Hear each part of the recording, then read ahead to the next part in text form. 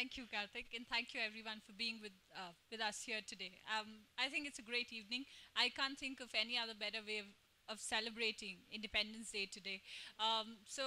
Without taking much time, I'm so glad you got Shoma to speak first because she's flagged really the key issues that we need to talk about in the context of freedom. And I'm also really happy, Karthik, that you started the session by a small video from Gandhi.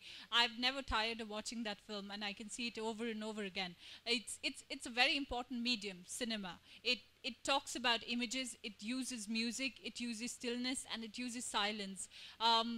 To the impact where you can talk without a language. You do not need to understand the medium. Freedom, for me, is something that is essential to my being. As a teacher at LSR, I often get questions, and they're direct questions. They're not padded. They're not polite questions. Not to say that girls at LSR aren't polite, but these are uncomfortable questions, and there are no easy answers to a lot of these questions. When I set about making this film, and I promise I won't take too much time because I know you're all dying to hear these wonderful people on the panel, but there are just some key points that I'd like to flag. When I set about making this film on freedom of expression in India today, which Karthik is complete now, and very soon we'd be able to have a screening, and I'd hope to have a lot of you back with us here today, if Karthik allows me the use of the space. So what we were really looking at was the question of freedom. What does it really mean to us as an individual? The idea of freedom of expression in India, what are some of the possible threats to freedom of expression in the country? Where do they come from? And the idea of reason in restriction. The Article 19.1 and 19.2 talk about freedom of expression, and then Article 19.2 in particular talks about certain reasonable restrictions. So the question really was, can there be reason in restriction? And who decides what's reasonable? What is it that constitutes reason in restriction? And what are some of the key threats that come to us as far as articulation of individual thoughts of the self, the body, and the space are concerned. So we've talked about a lot of things which are esoteric, which are ideas and thoughts.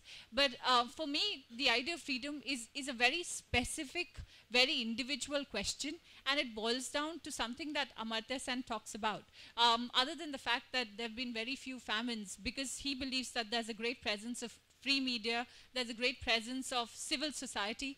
The fact that it's a little more difficult to get away with a famine in times like these. Not that droughts do not happen, not that farmers do not kill themselves, but this fact that there is great presence of media, but has that media been equivalent to plurality of voices, or has that meant that there's a greater degree of homogenization?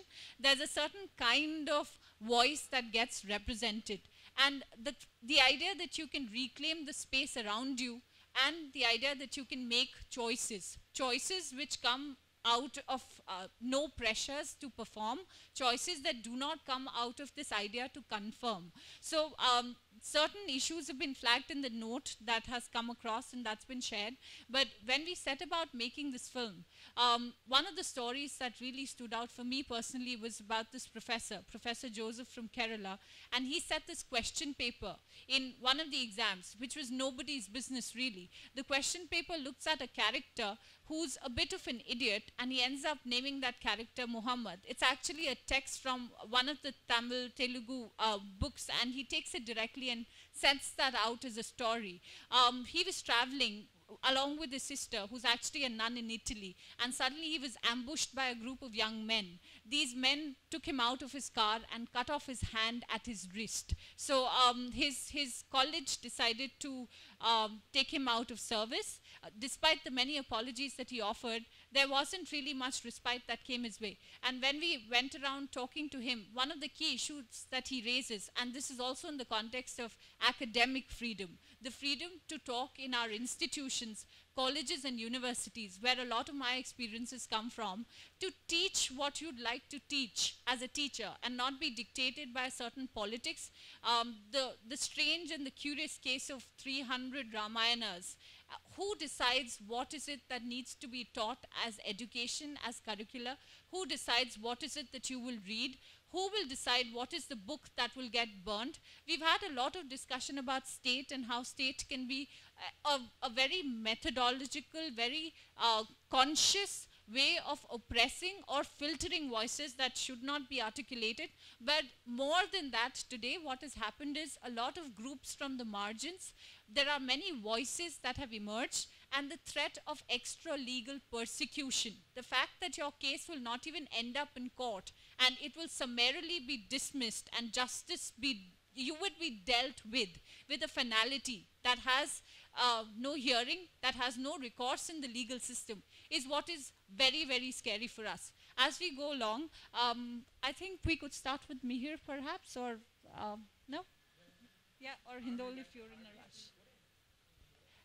Okay, so the idea of a media and the fact that you're with Business Standard, this deep discomfort that we have now with this babel of voices. I mean, our dear friend Sanjay Kak, who's been a friend to a lot of us at the movement, compares this to going to a mall and shopping for a washing powder, which one powder has an X enzyme and the other powder has a Y enzyme.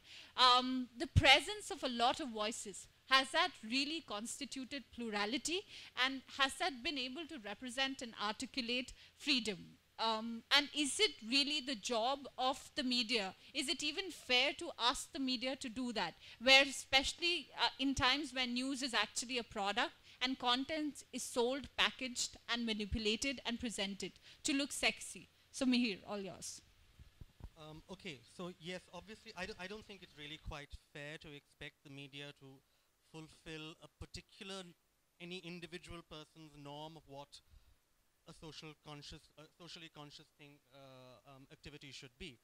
There are certain expectations of what the ethics of the job imply, like most professions. There are rules, written and unwritten, about what you should and should not do.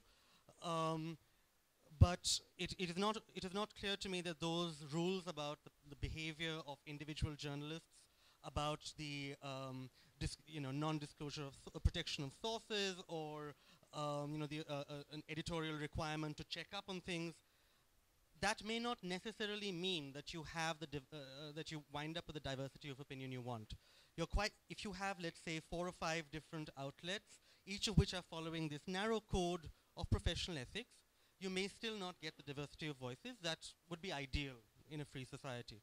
That being said, it's not the media's job to provide that diversity. It's no individual media houses either capable or of delivering that diversity, and nor should it be expected of them to deliver within their own product that particular diversity. I think the diversity, a demand for diversity, if it emerges from all of us, will eventually be fulfilled, especially now that the cost of receiving news is is minimal. I think the bigger change actually has to be in how we read and take in stuff. There is a point, I mean, we've all moved beyond the time, maybe in our parents' generation, when people used to automatically believe what they read in a newspaper. I think we may actually have gone a little too far in the opposite direction. We tend to, including those of us who actually work in newspapers, tend to look at a news story and say immediately, okay, what is the hidden story behind this? Who got this put in here, etc., etc., etc. By working so hard to try and figure out who and what lies behind stories, typically we don't engage with the content of them at all. And I think that means that we are actually creating a society of conspiracy theorists and not of people who discuss things. And I find that actually has been the product of an increasing cynicism about what the organized media can do, and about the non-organized alternatives that are now available to them, which are basically, I don't know how anyone can believe anything that they hear just because it's online, more than if you heard it from an aunt whom you don't particularly trust.